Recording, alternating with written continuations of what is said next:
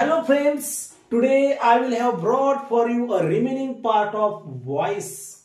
Let's we see the passive voice of present perfect tense, past perfect tense and future perfect tense. Okay, before before we see the passive voice of present perfect tense, let's we see the structure of present perfect tense. पहा विद्यार्थी मित्रांनो, आज आपण तीन काळांचा passive voice करणार आहोत. Present perfect tense, past perfect tense आणि future perfect tense.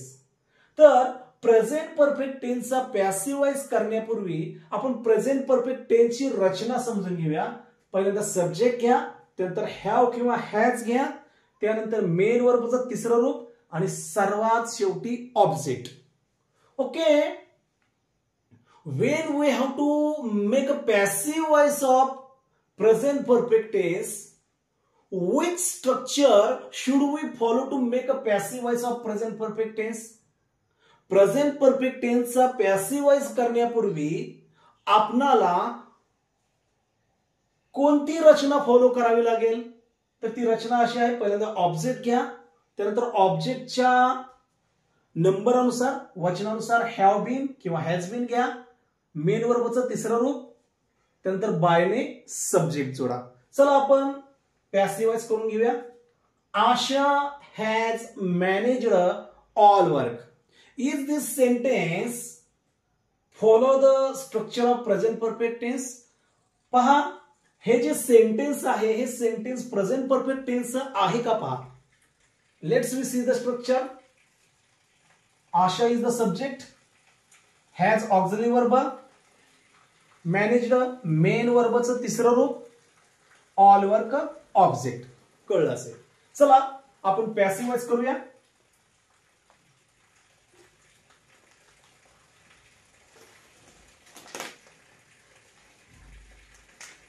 पहिल्यांदा घ्या object all work. All work, all work, the object all work is singular object.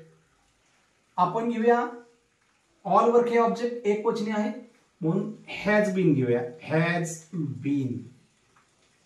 त्यानंतर काय आहे? मेन वर्बचं तिसरं रूप. मेन वर्ब मॅनेज्ड, तिसरं रूप मॅनेज्डच.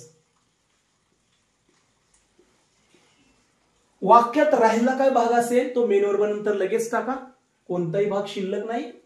त्यानंतर घेऊया बाय, बायने सब्जेक्ट. कुठला आहे सब्जेक्ट? आशा. जोडला. ओके, ठीक आहे. तर याचा पॅसिव्ह वॉइस कसा होईल पहा. All work has been managed by Asha. Okay, now let's we see the second sentence.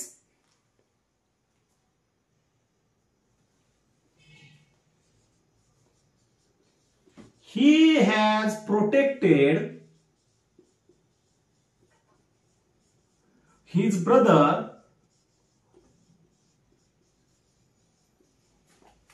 from danger.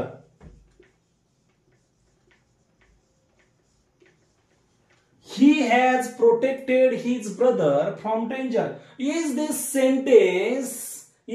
sentence follow the structure of present perfect tense? Let's we see. He subject, has auxiliary verb, protected main वर्बचे तिसरे रूप, his brother object, from danger राहिलेला भाग. चला, now let's we see the passive voice of this given sentence. Passive voice.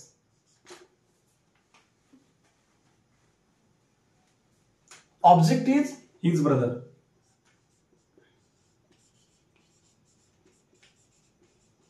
His brother.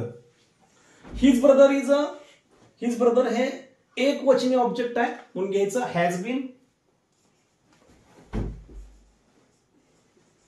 त्यानंतर काय घ्यायचंय? Main वर्बचं तिसरं रूप. मेन वर्ब आहे प्रोटेक्टेड, त्याचं तिसरं रूप प्रोटेक्टेडच.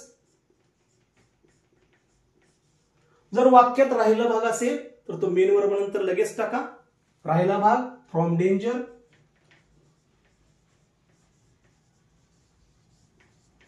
नंतर बाय हा शब्द बायने सब्जेक्ट जोडा.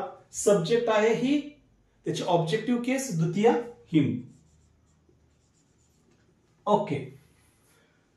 तर पहा, या दोन वाक्यावरून आपल्याला प्रेझेंट परफेक्ट टेन्सचा पॅसिव्ह वॉइस कसा केला जातो हे नक्कीच समजलं असेल. आपण आणखीन एक वाक्य आपल्यासाठी घेऊया.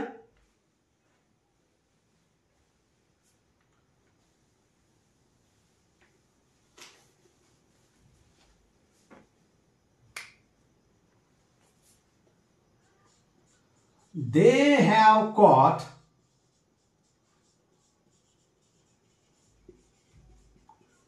big criminal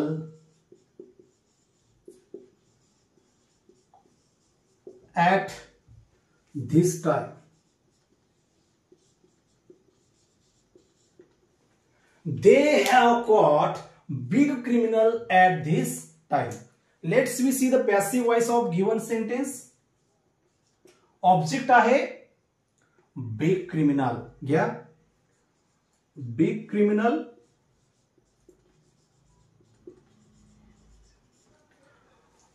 big criminal object हे एक वचनी सिंग्युलर आहे म्हणून हॅज बीन घ्या.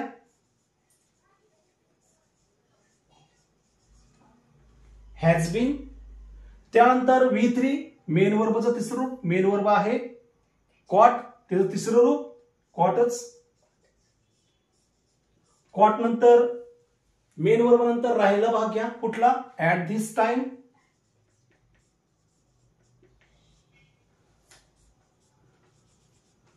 त्यानंतर घ्या बायने सब्जेक्ट जोडा. बाय सब्जेक्ट काय आपला दे. देची ऑब्जेक्टिव्ह केस द्वितीय विभक्ती दे जोडून टाकली. तर याचा पॅसिव्ह वॉइस कसा होईल, big criminal has been caught at this time by them. Okay. मी आशा करतो विद्यार्थ्यांनो की तुम्हाला प्रेझेंट परफेक्ट टेन्सचा पॅसिव्ह वॉइस नक्कीच समजला असेल. आपण पुढच्या भागामध्ये पास्ट परफेक्ट टेन्स आणि फ्युचर परफेक्ट टेन्स यांचा पॅसिव्ह वॉइस समजून घेऊया. तर आज आपण इथेच थांबूया.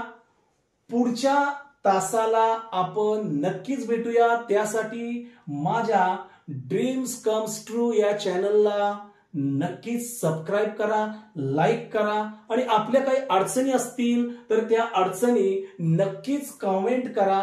मी आपली रजा घेतो. Okay, see you letter.